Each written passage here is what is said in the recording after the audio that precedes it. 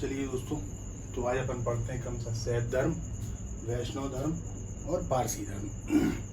इन धर्मों का क्या प्रभाव पड़ा भारतीय संस्कृति पर, धर्म क्या थे, इनसे क्या निचोड़ निकल के आता है। इसके पहले अपन ने क्रमशः जैन धर्म और बौद्ध धर्मों पे ध्यान दिया है ना।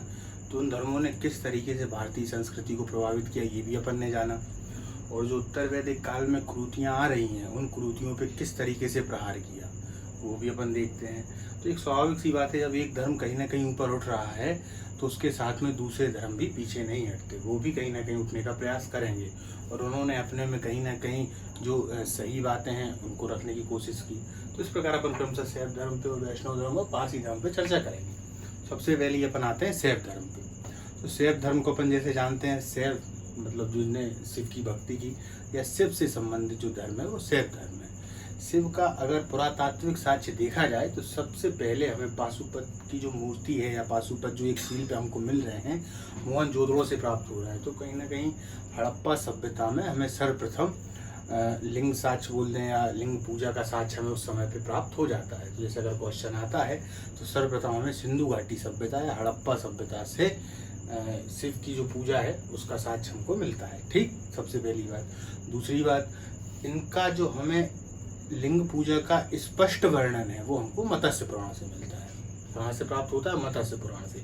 अब ये तो दोनों की बात। अब इनके बीच की बात अगर अपन ऋग्वैदिक काल में आए तो उस समय पे हम देखते हैं शिव को रुद्र नाम से पुकारा गया है। किस नाम से? रुद्र। रुद्र का अर्थ होता है विनाश या विनाशक, जो विनाशक के रूप में थे। तो इस प्रकार से ऋग्वैदिक काल में अगर देखा जाए तो जो शिव का नाम है वो रुद्र के नाम पे आता है। इसके अलावा भव भी बोलते थे, उनको सर्व बोलते थे, उनको भूपति भी कहा जाता था। भूपति यानी जो भूमि के पूरे स्वामी हैं। देखिए, अगर आप शिव को देखें तो इनका ना आदि है ना अंत है। शिव को जब हम शंकर के रूप में देखते हैं तब हमें कहीं ना कहीं उनके परिवार का मालूम पड़ता है। गणेश उनके पुत्र हैं, कार्तिकेय उनके पुत्र हैं, पार्वती उनकी वाइफ है या पत्नी है। लेकिन उसके पहले अगर अपन देखें कि जब उनका नाम रुद्र आ रहा है या उनका नाम भव आ रहा है या सर्व आ रहा है तो उस समय उनका परिवार नहीं है, तो वो आदि अनंत है। ठीक। अब इसके अलावा अपन देखते हैं तो उस समय उनका नाम रुद्र आता था। और जो ये तीन कल्पना होती है ब्रह्मा विष्णु महेश की, ये कहीं ना कहीं उत्तर वैदिक काल की देन है। उत्तर वैदिक काल से फिर ये कल्पनाएं आगे बढ़ती चली गई और हम उन्हें तीन देवता के रूप में मानने लगे। उसके पहले इंद्र प्रथम देवता थे, लेकिन हालांकि रुद्र का वहां पे वर्णन मिलता है। तो हम देखते हैं, है ना। तो आप इसको मत्स्य पुराण पे याद रखना कि मत्स्य पुराण पे लिंग जो पूजा है उसका स्पष्ट हमें प्रमाण मिल जाता है। उद्भव देखा जाए तो उपनिषद के बाद के काल में जो शिव का जो नाम है वो उपनिषदों के बाद में आया। ठीक। इनको मेगास्थनीज ने डायनोसियस कह के बुलाया है। देखिए, जो यूनानी नाम है वो इसी प्रकार हुआ करते थे, डायनोसियस। और जो मेगास्थनीज ने कृष्ण के लिए शब्द बोला वो था हरक्यूलिस। आप नाम सुना होगा मिनांडर, है ना। और भी नाम सुने होंगे, एंटीओकस, है ना, मेगास्थनीज। तो इस प्रकार के नाम थे। जो मेगास्थनीज है वो अपनी इंडिका में जो शिव भगवान है उनके लिए एक नाम लेता है जिसका नाम है डायनोसियस। ठीक। इसके अलावा देखा जाए तो बात आती है 63 नैननारों की, है ना, वो 12 अलवारों की। तो ये 63 नैननार जो थे उन्होंने दक्षिण भारत में शैव धर्म को काफी प्रतिपादित किया। और इनकी जो नियम है, इनके जो गीत वगैरह हैं वो काफी हद तक समझने के लिए शैव धर्म के लिए काफी हैं। और इसी प्रकार 12 अलवार थे। इन 63 नैननारों में काफी नाम आते हैं। अदिति नाम आता है, संबंदर उनका नाम है। और अगर देखा जाए तो और भी इनके नाम होते हैं, जैसे सुंदर मूर्ति, संबंदर, ध्रुवंद्रम, अदिति, ऐसे करके 63 नाम है इन लोगों के। अब शैव धर्म के थोड़े बारे में देखा जाए। देखिए, तैत्तरीय अरण्यक में अगर देखा जाए तो रुद्र की जो पत्नी है, मतलब शिव की जो पत्नी है, उनका नाम पार्वती आता है ना। फिर पार्वती आता है, फिर इन्हीं से आगे चल के दुर्गा जी आएंगी, है ना, जो उनका एक अपन कह सकते हैं, एक काली भी आएंगी जो विनाशक के रूप में थी। फिर आगे चल के एक शाक्त धर्म भी आएगा, है ना। ये धीरे धीरे आगे बढ़ता हुआ जाता है। शैव धर्म को अपन देखें कि इसमें कितने प्रकार के संप्रदाय थे, ये किन किन भागों में बंटता है। तो सबसे पहले ही सबसे प्राचीन अगर देखा जाए तो पाशुपत है। इस पाशुपत का मतलब समझिए, पाशुपत या अपन बोलते हैं इनके लिए पाशुपति। पाशु का अर्थ आप पशुपति भी बोलते हैं। इनका जो अर्थ मतलब है, पशु का मतलब सिर्फ जीव जंतु ही नहीं है, पशु में आदमी मनुष्य ये सभी आ जाते हैं। इनके पति यानी स्वामी या नाथ, इनका जो पालन कर रहे हैं या इनके जो स्वामी हैं वही पाशुपति हैं। इस प्रकार से शिव को अपन पाशुपति भी कहते हैं। तो सबसे पुराना जो संप्रदाय था वो पाशुपत संप्रदाय था। तो ये सबसे प्राचीन संप्रदाय है ना। लकुलिस जो हैं इस संप्रदाय के जो थे, उन्होंने लकुलिस ने संप्रदाय को चलाया था। इन्हें भगवान शिव के 18 अवतारों में से एक माना जाता है। याद रखना, क्वेश्चन कई बार आ जाता है, क्वेश्चन सरल है लेकिन हम गलत कर देते हैं। शिव के जो अवतार हैं वो 18 अवतार हैं, विष्णु के जो अवतार हैं वो 10 अवतार हैं। हालांकि 18 से पहले भी पंचमुखी या बहुत सारे ऐसे आ जाते हैं, लेकिन मुख्यतः उनके 18 अवतार ही हैं। तो 18 अवतारों में लकुलिस एक थे। दूसरी बात, जो इन संप्रदाय को माना करते थे उनको पंचार्थिक कहा जाता था। ठीक, एक बताते हैं, श्रीकर पंडित एक विख्यात पाशुपताचार्य रहे। कईयों किताबों में देखा होगा, तो इस नाम पे याद रखना, श्रीकर पंडित। सीधा क्वेश्चन आता है, श्रीकर पंडित कौन थे? तो शैव धर्म से संबंधित थे। दूसरा आता है कापालिक। कापालिक जो थे, इनके बारे में अगर देखा जाए तो इनके जो इष्ट देव थे वो थे भैरव। आपने एक कहानी सुनी होगी इनकी भैरव की, कि भैरव की दुर्गा माता से कहीं ना कहीं लड़ाई होती है ना। श्रीशैल एक स्थान था जहाँ पे इनका पूरा कार्य वगैरह चला करता था। तो जो इनके भैरव थे वो थे कापालिक से संबंधित। तीसरा आता है कालामुख। ये जो संप्रदाय है, ये कालामुख, जो इनके जो अनुयायी थे उनको महाव्रतधर कहा जाता था। क्या कहा जाता था? महाव्रतधर। इसके अलावा इनके बारे में और देखा जाए तो ये जो नर कपाल होता था उसी में सुरापान करते थे, यानी शराब का सेवन करते थे, चिता की भस्म मलते थे। एक तरीके से अघोरी टाइप, जो आपने सुना होगा, इलाहाबाद में भी काफ़ी पाए जाते हैं, चित्रकूट में भी काफ़ी पाए जाते हैं।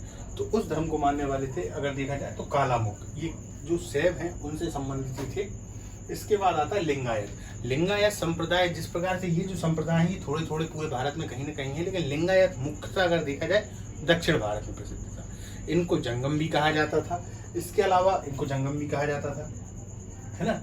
इनका एक ग्रंथ है लिंगायत का, इसका नाम है शून्य संपादन है, जहाँ से हमें इनकी पूरी जानकारी मिलती है। एक नाम और आता है अल्लभ प्रभु और उनके शिष्य वासव। इन्होंने ये जो लिंगायत संप्रदाय है ना, इसके जो पूरे ग्रंथ वगैरह थे सब कुछ, इनको एकत्रित करने का कार्य अगर किया हम कहीं ना कहीं अल्लभ प्रभु और उनके शिष्य वासव ने किया। इसके बाद अपन आते हैं आगे नाथ संप्रदाय। ये जो नाथ संप्रदाय है इसकी स्थापना मत्स्येंद्र नाथ ने की थी। किसने की थी? मत्स्येंद्र नाथ ने। लेकिन 10वीं शताब्दी के आते आते गोरखनाथ के समय में ये वाला जो संप्रदाय है ये काफ़ी आगे बढ़ चुका था। इस संप्रदाय के बारे में आप समझ लीजिए, आप ये जो इस संप्रदाय को मानने वाले जो बाबा वगैरह होते हैं वो भगवा वस्त्र धारण करते हैं बिना सिला हुआ, और जनेऊ के रूप में अपने जो गला है उसमें एक काला धागा बांधते हैं, उसी में एक नांदी का बैल भी रखा करते हैं। इसके अलावा हाथ में एक में चमीटा होगा, दूसरे में कमंडल होगा। और जब इनको ये दीक्षा दी जाती है तो उसके पहले इनसे एक करार करा लिया जाता है कि आप अगर लोगों से भिक्षा लेंगे तो उसका मतलब सिर्फ इतना होगा कि आप अपना पेट भर पाए। आप उस शिक्षा मतलब उससे अगर आदमी से आप धन एक्स्ट्रा नहीं ले सकते, ना ही कुछ ऐसा लेंगे जिससे कि आपके लिए वो विलासिता के ऊपर जाए।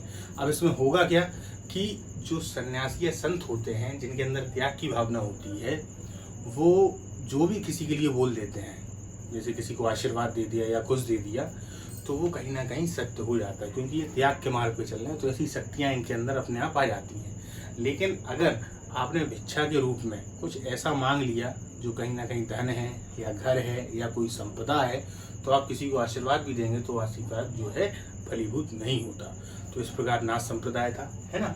अब देखा जाए तो जो शैव धर्म है इनसे संबंधित जो मंदिर बने और उस समय में मंदिर ये काफ़ी प्रचलित थे। तो सबसे पहले ही आते हैं अपन कैलाश मंदिर पे। इस कैलाश मंदिर को बहुत अच्छे से समझना कि कैलाश मंदिर जो है वो भारत में 2 हैं। वैसे तो कैलाश मंदिर देखा जाए तो आप देखेंगे कि यहाँ भी है, यहाँ भी है, वो एक अलग कहानी। शुरुआत में देखा जाए तो 2 कैलाश मंदिर हैं। सबसे पहला है तमिलनाडु के कांचीपुरम में, जिसको नरसिंह वर्मन द्वितीय ने बनवाया था, तमिलनाडु के कांचीपुरम में। द्रविड़ स्थापत्य कला की जो सही शुरुआत है वो यहीं से होती है। एक कैलाश मंदिर जो है वो है यहाँ मुंबई में, महाराष्ट्र में, जो कि चोल शासक कृष्ण प्रथम ने बनवाया था। किसने बनाया था? चोल शासक कृष्ण प्रथम ने। तो कैलाश मंदिर हो गए 2। देखिए, जो पहला मंदिर है वो है तमिलनाडु के कांचीपुरम में,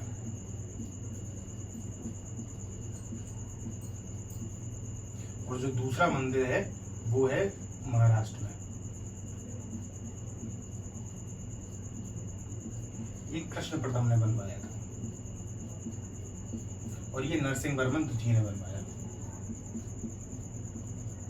हालांकि जो ये पहला वाला मंदिर है, इसको जिसका जो पूरा रूप है वो नरसिंहवर्मन ने बनवाया था, लेकिन इसके जो आगे का जो हिस्सा है उसको फिर इसके जो लड़का था महेंद्रवर्मन तृतीय, उसने इसको करवाया। दरअसल स्थापत्य कला की शुरुआत यहीं से मानी जाती है।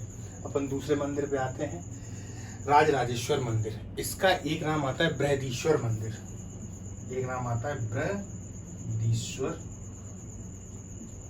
मंदिर, राजराजेश्वर मंदिर या बृहदीश्वर मंदिर। अगर इसको देखा जाए तो ये भी चोल शासक थे। एक बात याद रखना, चोल शासकों के द्वारा राजराज प्रथम के द्वारा बनवाया गया था।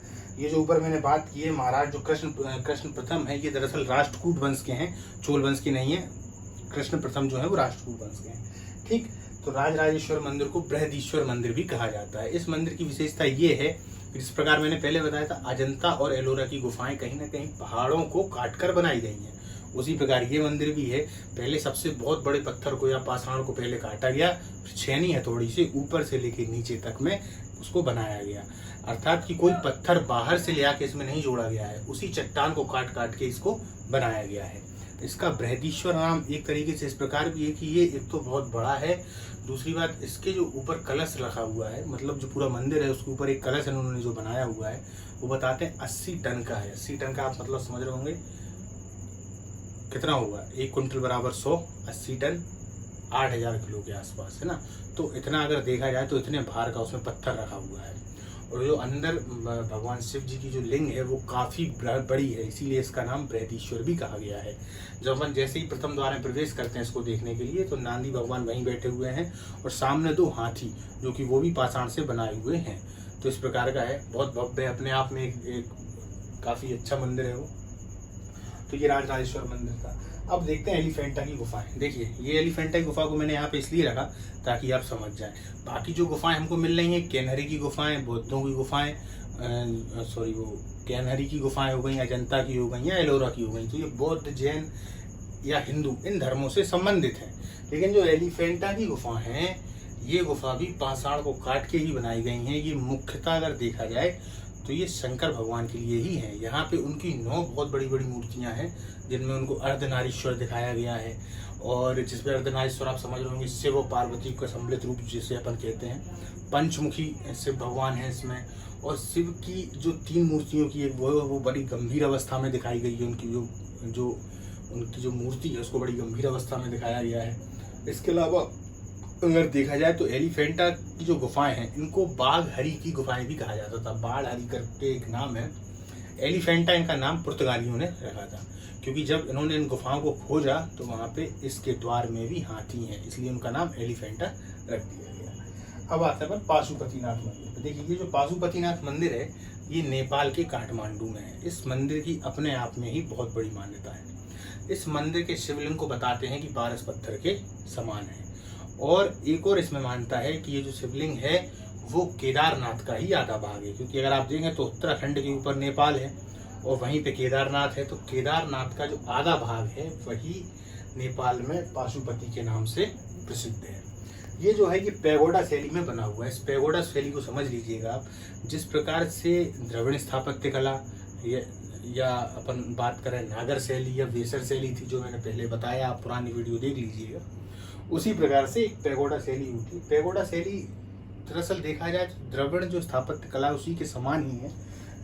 इसमें जो मंदिर बना करते हैं, जैसे इस प्रकार के अगर मंदिर हैं तो मंदिर के बाद इस प्रकार की ऐसी छतें बन जाती हैं। ये देखिए, अब ये छतें जो नेपाल के आसपास हैं वो गोलाकार में है।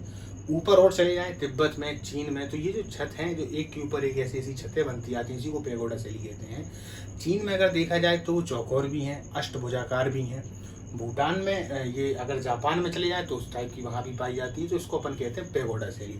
तो इस पर ध्यान दीजिएगा कि पाशुपतिनाथ का जो मंदिर है वो पैगोडा शैली पर बना हुआ है। ठीक, और हाँ एक और, ये बागमती नदी के किनारे है। नेपाल काठमांडू जो बागमती नदी है उनके किनारे है। बहुत प्रसिद्ध मंदिर है। बताते हैं 3री शताब्दी के आसपास में इस मंदिर का निर्माण हुआ, लेकिन ऐतिहासिकता के बारे में अक्सर इसमें कन्फ्यूजन ही रहा करता है। बाद में 19वीं सदी में आते हुए इसका फिर से जीर्णोद्धार हुआ और ये फिर अपने इसमें लाखों श्रद्धालु हर वर्ष आया करते हैं। एक और पाशुपतिनाथ का मंदिर है अगर देखा जाए तो भारत में, जो कि मंदसौर में स्थित है। तो 2 हैं, एक नेपाल में है और एक मंदसौर में है। तो चूंकि अगर मध्य प्रदेश का पेपर है तो मंदसौर पे याद रखना, ये एक मंदसौर में भी है। मंदसौर आप जानते हैं अफीम के लिए काफ़ी प्रसिद्ध है ना। एल्केलाइट फैक्ट्री है यहाँ पे। अब बनाते हैं वैष्णव धर्म पे। तो जिस प्रकार शैव धर्म अपने जो ऊपर बढ़ रहा था उसी प्रकार में वैष्णव धर्म भी बढ़ा। शैव धर्म की थोड़ी बात और मैं करूँगा अद्वैतवाद पे, वो अपन पहुँचेंगे। तो वैष्णव धर्म में देखा जाए तो वैष्णव धर्म के संस्थापक कृष्ण थे।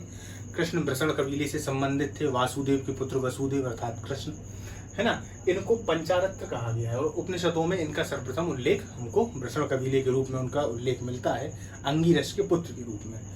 वैष्णव धर्म के अलावा देखा जाए तो काफ़ी सारे ये धर्म और भी हैं। इन धर्मों को समझा जाए, ये अक्सर अपन कंफ्यूज होते हैं इसमें। देखिए जैसे वैष्णव धर्म विशिष्ट दैत्य है, रामानुजन ने चलाया। इनके नाम आप जरूर अच्छे से याद कर लेना, सीधा क्वेश्चन आता है। 4 से 5 है ये। विशिष्टाद्वैत रामानुज ने चलाया। ब्रह्म संप्रदाय की स्थापना जो है आनंद तीर्थ ने की, जिन्होंने दैत्यवाद चलाया। रुद्र संप्रदाय की स्थापना वल्लभाचार्य ने की, जिन्होंने शुद्धाद्वैत चलाया। और सनक संप्रदाय की स्थापना निम्बार्क ने की, जिन्होंने दैत्याद्वैतवाद चलाया। अच्छा, ये दैत्य और अदैत्य क्या है ना, इसको आप थोड़ा समझ लीजिएगा। दैत्य, इसको तो सबसे पहले तो शब्द को समझिए आप। द्वैत, दैत्य नहीं है ये, दैत्य आप वो मत समझना वो राक्षस वाला दैत्य है ना। इसका जो मतलब है वो है द्वैत। द्वैत का मतलब होता है दो। देखिए जैसे जैन धर्म और बौद्ध धर्म ने अपने अपने में मोक्ष की, निर्वाण की कहीं ना कहीं एक कल्पना प्रस्तुत की है ना, उसी प्रकार से शैव धर्म में या वैष्णव धर्म में इन्होंने इसके माध्यम से मोक्ष या निर्वाण की कल्पना प्रस्तुत की है। किस प्रकार से है? द्वैत का मतलब होता है दो, अद्वैत का मतलब होता है दो के बाद भी एक, क्योंकि इसमें शब्द लग गया आ का मतलब होता है नहीं, लेकिन द्वैत भी है तो दो। तो द्वैत का मतलब होता है दो, अद्वैत का मतलब होता है दो तो हैं लेकिन एक ही है वो। ठीक, अब कैसे? द्वैत को अगर देखा जाए तो उसमें एक पक्ष होता है आत्मा और दूसरा पक्ष होता है उससे जुड़ी हुई पूरी भौतिक वस्तुएं। अब भौतिक वस्तुओं में मन है, इंद्रिय है और समाज की बहुत सारे जो भी मतलब भौतिक वस्तु में आप समझ रहे हो। तो इस प्रकार से एक होती है इसमें क्या, आत्मा, और दूसरा आत्मा से जुड़ी हुई पूरी वस्तु है। इस द्वैत का जो मेन मकसद है या जो इसका लक्ष्य है वो है अद्वैत को प्राप्त कर जाना। मतलब आत्मा और इन दोनों का मिलन एक तरीके से, मतलब इस चीज को समझ जाना। बीच में इन दोनों का जो संबंध है वो है माया से। इस माया का हट जाना और द्वैत का अद्वैत में परिवर्तन हो जाना। आपने सुना होगा बहुत ज्यादा कहीं ना कहीं इस वर्ड का प्रयोग होता है, अहम ब्रह्मास्मि, मैं ही ब्रह्म हूँ। इसका ये मतलब नहीं होता कि मैं ब्रह्म हूँ यानी मैं ही परमात्मा हो गया, लेकिन पूरा ब्रह्मांड जो है वो मेरे अंदर समाया हुआ है। तो इस तरीके से द्वैत का अद्वैत में हो जाना। ठीक, तो यही अद्वैतवाद की जो पूरी विशिष्टाद्वैत, दैत्य, शुद्धाद्वैत या दैताद्वैत हैं, इन सभी में यही बात की गई है। इनका जो निचोड़ देखा जाए तो ये सभी अद्वैतवाद से ही प्रेरित हैं। कुछ इनमें नियम वगैरह अलग हो चुके हैं, लेकिन बाकी ये सब एक दूसरे से जुड़े हुए हैं। तो अद्वैतवाद की स्थापना शंकराचार्य ने की। इन्हें आदि शंकराचार्य भी कहा जाता है। ये जाति से ब्राह्मण थे, नीचे थे, केरल के किसी एक गांव में इनका जन्म हुआ था। इन्होंने ही अद्वैतवाद की स्थापना की और इन चारों के जो बात जो अगर अंतिम रूप से दिया गया तो अद्वैतवाद दिया गया। ठीक, तो दैत्य और अद्वैत तो आप समझ गए होंगे। ठीक, अब देखा जाए तो विष्णु के जो देखिए ये जो पूरी बात है ना दैत्य अद्वैत, इसको समझने के लिए बहुत गहराई वाली बात है। इसको समझने के लिए बहुत गहरी सोच चाहिए, समझ। दैत्य अद्वैत इसको आप याद करें और जिनका पेपर नज़दीक हो ज़्यादा इस पर ध्यान ना दें, वो आगे बढ़ते चलें, क्योंकि इसको अगर आप पढ़ेंगे तो इसके बारे में बहुत जानकारियाँ हैं और आप समझ भी उतने अच्छे से नहीं पाएंगे इसके लिए। और समझना है तो जब सिलेक्शन हो जाए तो इसके लिए खूब समझो, है ना। ये चीज़ें अंदर से मजबूत भी काफ़ी करती हैं। इसके बाद अगर अपन देखें तो विष्णु के जो है 10 अवतार हैं, क्रमशः मत्स्य, कूर्म। इन अवतारों से क्वेश्चन आ जाते हैं कि इनमें से विष्णु का कौन अवतार नहीं है ना। तो मत्स्य, और इस मत्स्य पे भी याद रखना, ये जो मत्स्य है वो हिंदी में अशुद्धियों के लिए काफ़ी आता है। इसमें आधाता और स्या आधा बनता है। आप अपने में लिख के देख लीजिएगा, आपने देख लिया तो ये सही है, अन्यथा आप इसको देखिएगा कि आप मत्स्य को सही से लिख पा रहे हैं कि नहीं। तो मत्स्य, कुर्म, वराह, नरसिंह को आप जानते ही हैं, वामन रूप आप जानते हैं, जब वो छोटे थे उन्होंने 3 पृथ्वी को नाग लिया था। परशुराम जानते ही हैं आप, राम, बलराम और बुद्ध और कालकी, मतलब बुद्ध और कालकी भी कहीं ना कहीं विष्णु के रूप हैं। आप देखेंगे ना तो ये सब जो वस्तुएं, मतलब ये जो जितनी भी बातें वैष्णव धर्म, शैव धर्म या और भी अन्य अगर देखा जाए जैन, बौद्ध, पारसी, है ना, ये एक दूसरे से कहीं ना कहीं हमें जुड़ते हुए प्रतीत होते हैं। और सभी का जो मार्ग है वो कहीं ना कहीं मोक्ष या निर्वाण का ही मार्ग है। बस मार्ग जो है वो अलग अलग है, कोई ऐसे जाएगा कोई ऐसे जाएगा। ठीक, अब इसके बाद अपन आते हैं कुछ पे और ध्यान दिया जाए। एक बरकरी संप्रदाय था जिसको नामदेव ने चलाया, तो अच्छा क्वेश्चन है कि बरकरी संप्रदाय किसने चलवाया था, तो नामदेव ने चलवाया था। ठीक, देखा जाए अंकोर वाट के मंदिर, ये अंकोर वाट के जो मंदिर है ये दरअसल कंबोडिया में है, पुराने कम्बोज को ही कंबोडिया कहा जाता था। इस मंदिर के बारे में थोड़ा समझ लिया जाए।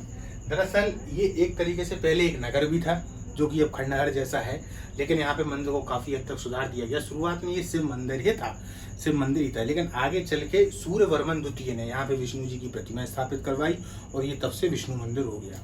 इस मंदिर की जो एक विशेषता है वो इस प्रकार से है कि मंदिर चारों तरफ से झील से घिरा हुआ है, इसी झील से ये घिरा हुआ है। इस झील की जो चौड़ाई है वो 360 फीट है। आप गूगल पे सर्च करके देखना, 360 इसकी जो है वो चौड़ाई है और बीच में ये मंदिर है, बीच में यहाँ पे ये मंदिर है। आने जाने का यहाँ से रास्ता हो, अगल बगल चारों तरफ पेड़ ही पेड़ है। तो ये अंकोर वाट का मंदिर है। इसके आसपास जो पूरे में चारों तरफ जो दीवार है उस पे बहुत सारी चित्र अंकित हैं। अब आप समझिए कंबोडिया भारत का हिस्सा आज की डेट में नहीं है, उस समय हिस्सा था। और इस मंदिर की मान्यता इस बात पे भी है कि कंबोडिया ने अपने राष्ट्रीय ध्वज में इस मंदिर को अंकित किया हुआ है। तो ये काफी अच्छा मंदिर है और काफी मान्यता वाला मंदिर है। चित्रों में देखा जाए तो सीता जी का जो अपहरण है उसको दिखाया गया है रावण के द्वारा, जो हनुमान जी ने लंका जलाई उसको दिखाया गया है। काफी अच्छा मंदिर है ये, है ना। तो अंकोर वाट का मंदिर कंबोडिया में, आप ध्यान दीजिएगा। अब आते हैं पारसी धर्म पे। पारसी धर्म को हम एक तरीके से ईरानी धर्म भी कहते हैं। इस धर्म के बारे में अगर जानकारी है तो ये काफी पुराना धर्म है और हमारे जो कहीं ना कहीं ऋग्वैदिक कालीन जो सभ्यता उसके बाद में जब भारत में ईरानियों का आक्रमण हो रहा है ना, तो ईरानियों का आक्रमण जैन बौद्ध धर्म के बाद की बात है ये। तो उस समय पे ईरानी भारत में आने लगे थे। तो ये पारसी धर्म काफी पुराना धर्म है, लेकिन 6वीं या 7वीं शताब्दी में अगर देखा जाए, बात ईरान की हो रही है, तो अगर देखा जाए तो जब इस्लाम आया तो इस्लाम ने इन लोगों को दबाया और काफ़ी लोगों को इस्लाम भी कबूल करवाया। फिर ये धर्म धीरे धीरे विलुप्त होता चला गया। आज पारसियों की संख्या देखी जाए तो बहुत कम है और भारत में अगर पारसी देखा जाए तो सबसे अधिक जी मुंबई में। इस धर्म के बारे में जानते हैं। इनके जो सबसे पहले जो इन्होंने, इनका एक जिंदा अवस्था करके एक ग्रंथ है।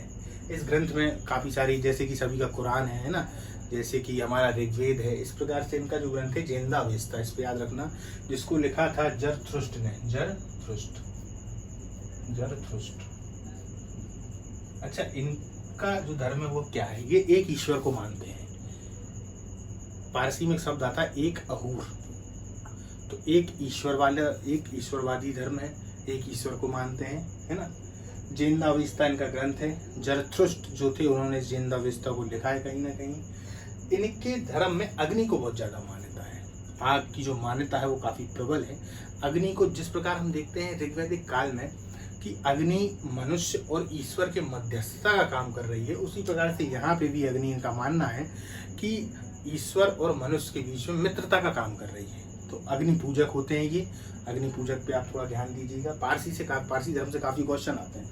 इसके अलावा देखा जाए तो पारसी धर्म में जैसे कि शवों को जो अपन इस्लाम में दफनाते हैं, ईसाइयों में दफनाते हैं, जैन बौद्ध धर्म या हिंदू धर्म में उसको जला दिया जाता है, उसी प्रकार पारसी धर्म में ये दोनों काम नहीं होता। ये क्या करते हैं, शव को गिद्धों के लिए दे देते हैं और गिद्ध फिर उसको नोच नोच के खाते हैं। ऐसी इनके में मान्यता है, ये मानते हैं कि जो मनुष्य का शरीर है वो पृथ्वी, वायु, जल, अग्नि, आकाश, इन सभी से मिलकर बना हुआ है। मर जाने के बाद शरीर में काफ़ी बैक्टीरिया या जीव पनपने लगते हैं। ये अगर वायु में जाएंगे या यहाँ जाएंगे तो प्रदूषण फैलाएंगे, तो इसलिए वो उनको गिद्धों के लिए दे दिया करते हैं, तो वहाँ खाते हैं, तो गिद्ध उनको खा लेते। तो इस प्रकार से शवों का जो अंतिम संस्कार है इनके यहाँ पे पारसी धर्म में वो इस तरीके से होता है। और इसके अगर ये जो है, जो मुंबई के पास में एक स्थान है, लगभग उसका नाम दिमाग से चला गया, साइलेंस करके कुछ ऐसा नाम है, वहाँ पे एक किलेनुमा जगह है जो अंदर से खोखला है। वहाँ पे गिद्ध हमेशा बैठे रहते हैं और जब भी पारसी धर्म में कोई समाप्त होता है तो उसको वहाँ पे ले जाया जाता है। ले जाने के बाद गिद्ध उनको खा लेते हैं। तो इस प्रकार से पारसी धर्म में सबों को अंतिम जो है गिद्धों को दे दिया जाता है। तो अपन ने देखो आज शैव धर्म देखा, वैष्णव धर्म देखा और पारसी धर्म देखा, है ना। अब इसके बाद अपन चर्चा करेंगे मगध राज्य का उत्कर्ष और किस प्रकार से ईरानियों का भारत में आक्रमण हो रहा है, यूनानियों का भारत में आक्रमण हो रहा है। महाजनपद जो है वो पहले जनपद थे, छोटे छोटे राज्य थे, लेकिन कृषि का विस्तार हुआ, है ना, और जगह भी बढ़ने लगी, जंगल कटने लगे, तो जो जनपद थे वो महाजनपदों में परिवर्तित होने लगे। नेक्स्ट वीडियो में अपन महाजनपदों का उदय देखेंगे, ईरानी यूनानियों का क्रमशः आक्रमण देखेंगे।